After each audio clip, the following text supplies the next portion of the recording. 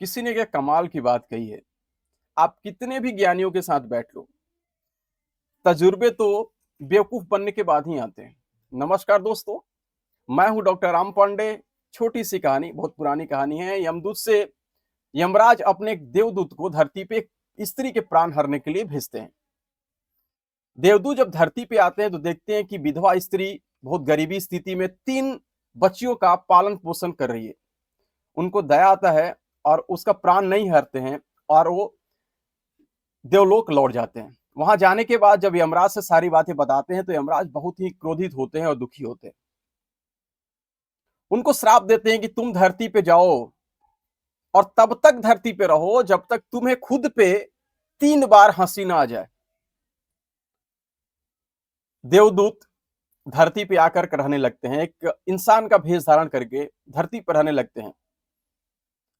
ठंड का समय था, सड़क के किनारे बिना गर्म कपड़े के वो बैठे थे। तभी एक मोची जो अपने बच्चों के लिए गर्म कपड़े और कुछ कंबल लेने के लिए बाजार जा रहा था, उसकी नजर इन पे पड़ी।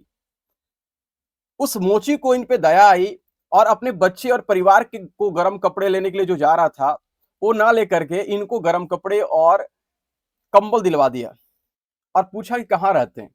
तब इन उसको पता चला कि इनका ना घर है न द्वार है। तो उन्होंने बोला चलो, जब तक तुम्हें कोई प्रबंध ना हो जाए तब तक हमारे साथ हमारे घर पे रहो। और रास्ते में जाते जाते बात बताते चले कि भाई देखो, मैं कंबल और गर्म कपड़े अपने बच्चों और परिवार के लिए लेने जा रहा था, लेकिन वो नहीं लिया और ऊपर से तुम्हें घर लेके जा रहा हूं, तो मेरी स्त्री बहुत ही क्रोधित हो गई। तो भाई गुस्सा मत, उसकी गुस्सा झेल लेना, कुछ बोलना मत। वैसे ही ठीक वैसे ही हुआ। घर गए तो मोची की औरत बहुत ही क्रोधित हुई, लेकिन ये देवदूत चुपचाप शांति से सारी बातें सुन रहे थे और बहुत तेजी से उन्होंने क्या किया, हंसा। बहुत तेजी से हंसा। इस बात के लिए हंसा कि देखो, देवदूत जो इसके घर पे आया है, जो इसको धन दौलत सब कुछ दे सकता है, और इसको इतनी बुरा भला बोल रही है। जब मोची ने बोला कि क्यों हंस रहे हैं, तो उन्होंने कहा अभी नहीं, लास्ट में जाते जाते हम तुमको क्या करेंगे, ये बात बताएंगे क्यों हंस रहे थे हम।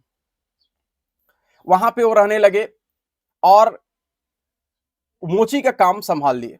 और क्या बढ़िया क्वालिटी के जूते चप्पल सब कुछ बढ़िया क्वालिटी के बनाने लगे। इतना प्रसिद्ध हो गए कि उनके यहाँ उस राज्य का जो राजा था उसका भी जूता और बाकी सारी सामग्रियां बनने के लिए आने लगी। एक दिन राजा का एक आदमी दौड़ते हुए आया, बोला कि एक थोड़ा सा चमड़ा है, इसी से राजा के लिए जूता बनाना है। जूता ही बनाना है, चप्पल नहीं बनाना है। चप्पल इसलिए नहीं बनाना है क्योंकि चप्पल तभी बनाया जाता है और तभी उस राज्य के लोग पहनते थे जब वो मरने के बाद उनको शमशान ले जाया जाता था, तो वो चप्पल पहन के उनको शमशान लेके जाया जाता था। इसलिए जूता ही बनाना, इतना छोटा सा चमड़ा बचाए और राजा के लिए आपको जूता ही बनाना है। लेकिन वो देवदूत ने चप्पल बना दिया, और चप्पल बना दिया तो उस राजा का व्यक्ति था बड़ी क्रोधित हुआ। क्या कर दिए तुम, मैंने जूता बनाने के लिए बोला था, तुमने चप्पल बना दिया। तभी एक दूसरा राजा का आदमी दौड़ते हुए आया और बोला, कहीं तुमने जूता तो नहीं बनवा दिया उस चमड़े से। क्योंकि राजा का इच्छा थी कि उस चमड़े के चीजों को या जूता या चप्पल को पहने। तो बोला क्या हुआ, तो राजा का देहांत हो गया, राजा की मृत्यु हो गई, उससे चप्पल बनवा लेते तो उनको उस चप्पल को पहना के उनको शमशान ले जाया जाता। वहां आप देख करके, उस व्यक्ति को देख करके वो यमदूत था, वो ठठा के हंसा। तब मोची ने पूछा, आपको कैसे पता कि जूते की जगह आपको चप्पल बनानी थी, आपने चप्पल क्यों बनाया, कैसे पता चला आपको कि राजा की मृत्यु होने वाली है। तो उन्होंने कहा चलो बाद में बताते हैं। इसी तरह कुछ दिन गुजरा तो देखा कि एक बड़े घर की औरत 3 खूबसूरत लड़कियों के साथ वहां पे उनकी सैंडल बनवाने के लिए पहुंची। जब वहां पे पहुंचा तो देखा कि वो 3 जो लड़कियां थीं, उस स्त्री की लड़कियां थीं जिसकी आत्मा इसने हरा नहीं था, ले नहीं गया था, ये सोच के कि इनका पालन पोषण कौन करेगा। जब उनको पहचाना तो पूछा कि भाई तुम लोग यहाँ कैसे, इस हालत में कैसे। तुमने बोला कि मेरी माँ की मृत्यु के बाद ये जो अमीर औरत है अमित बताई कि मैंने मेरे बच्चे नहीं थे तो हमने इनको क्या किया, एडॉप्ट कर लिया और सारी सुख सुविधा और एक अमीर वाली जिंदगी इनको हमने दिया। वो बात सुन के जो यमदूत था, देवदूत था, ठठा के खूब हंसा।